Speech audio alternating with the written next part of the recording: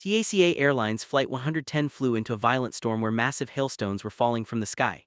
The aircraft was shaking so violently that the pilots could barely read their cockpit instruments. Outside the windshield there was nothing but dense fog and flashes of lightning. But this was only the beginning of the disaster because within moments both engines of the aircraft completely failed, raising the question of how, despite having modern weather radar, the plane still entered such a dangerous icy storm cloud and what exactly went wrong. So let us understand the full story.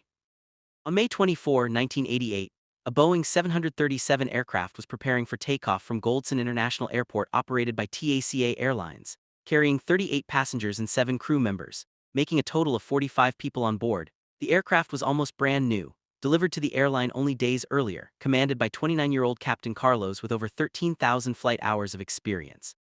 Remarkably, he flew using only one eye because years earlier during a civil war he had been shot by a sniper while landing an aircraft, losing one eye. Yet after recovery and medical clearance, he was allowed to fly again since pilots rely mainly on instruments which can be operated with one eye. Although someone with a pre-existing eye condition would never be allowed to become a pilot. Alongside him was First Officer Diogeo with 12,000 flight hours and a line training captain on board to observe the new aircraft because there had been a recent issue with engine starting which was believed to be resolved after replacing the battery. After all checks, the aircraft departed toward Louis Armstrong International Airport and climbed smoothly to 20,000 feet. Weather conditions were poor but within operational limits. The onboard weather radar displayed storm cells using colors where black meant clear air, green indicated light clouds, and amber signified dangerous storms. The radar showed 2 storm cells ahead, and the captain decided to fly between them believing turbulence would be manageable. However, as the aircraft entered the area, turbulence intensified rapidly. An overheat warning sounded, and unknown to the pilots they were not between storms but entering a massive hidden ice-laden supercell that the radar could not fully reveal.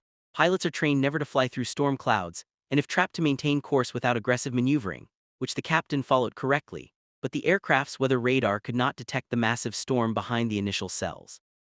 And soon the aircraft shook so violently that instruments were nearly unreadable and visibility dropped to zero.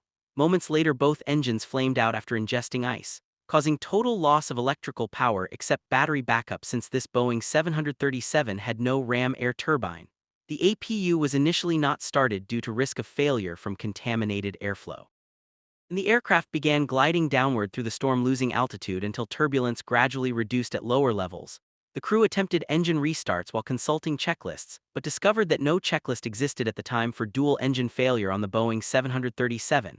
Eventually descending to 16,000 feet, the storm cleared enough to restart the APU, restoring power. ATC advised diverting to the nearest airport, but the glide distance was insufficient, making a crash landing unavoidable. Visibility improved, and the pilot spotted a wide river suitable for ditching, prepared for water landing by sealing the aircraft, keeping flaps normal and landing gear retracted. Passengers were briefed, but then the first officer noticed a long grassy field beside the river, which was actually an abandoned road near a NASA manufacturing facility. Long enough for an emergency landing, the captain immediately aligned the aircraft and executed a flawless touchdown. But with both engines dead, there was no reverse thrust, forcing the wheel brakes to absorb all stopping force, overheating severely but eventually bringing the aircraft to a halt. All 45 occupants survived without injury and evacuated into heavy rains, celebrating their miraculous escape. When the first officer called for the captain to exit, he jokingly replied that he preferred staying dry inside, bringing the ordeal to a light-hearted close. However, the story did not end there, as the aircraft could not be abandoned in a farmer's field. Engineers debated dismantling it, but Boeing inspectors determined after 2 days of checks that the aircraft was airworthy if the engines were replaced. After the ground dried and weight was reduced by removing passengers, cargo, and excess fuel, the Boeing 737 successfully took off directly from the grassy field without damage. Later investigations revealed that engine testing had only considered water ingestion and not ice crystals, leading to engine flameout under hail conditions, prompting major engine design changes and updated emergency checklists for dual engine failure, ensuring such an incident would never happen again. And this is the incredible true story of TACA Airlines Flight 110.